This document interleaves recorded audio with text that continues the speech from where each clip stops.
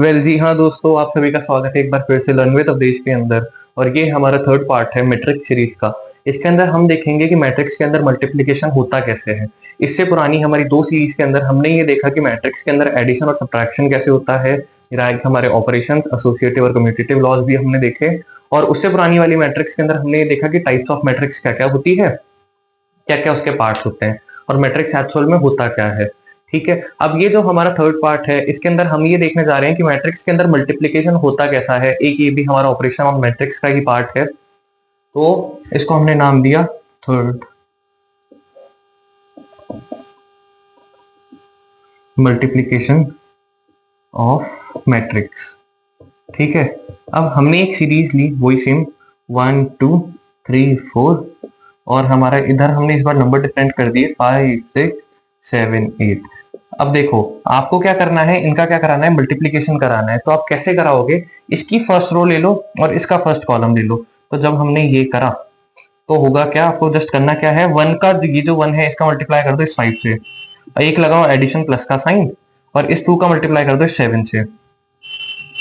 यहां तक हो गया, फर्स्ट का पता चल गया। सेम सेकंड के लिए वैसे करो, ये वाली रो और ये वाला कॉलम, तो 1 इंटू 6 प्लस 2 इंटू 8 कर दो। ठीक है, यहां तक हो गया। अब ये वाली रो ले लो और ये वाला column, 3 into 5 plus 4 into 7। Same ये वाली रो और ये वाला कॉलम, 3 इंटू 6 प्लस 4 इंटू 8। तो चलिए अब हम इसको सॉल्व करते हैं। जब हम इसको आगे सॉल्व करते हैं फर्दर, तो हमें क्या मिलता है, 1 इंटू 5 का कितना हो गया 5, और 2 प्लस 7 कितना हो गया 14।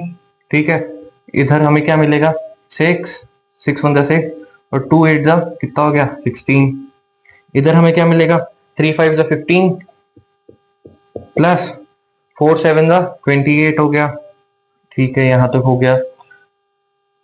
3 6 जा कितना होता है हमारा 18, और 4 8 जा 20, 4 8 जा 32 सॉरी। तो यहां तक हो गया।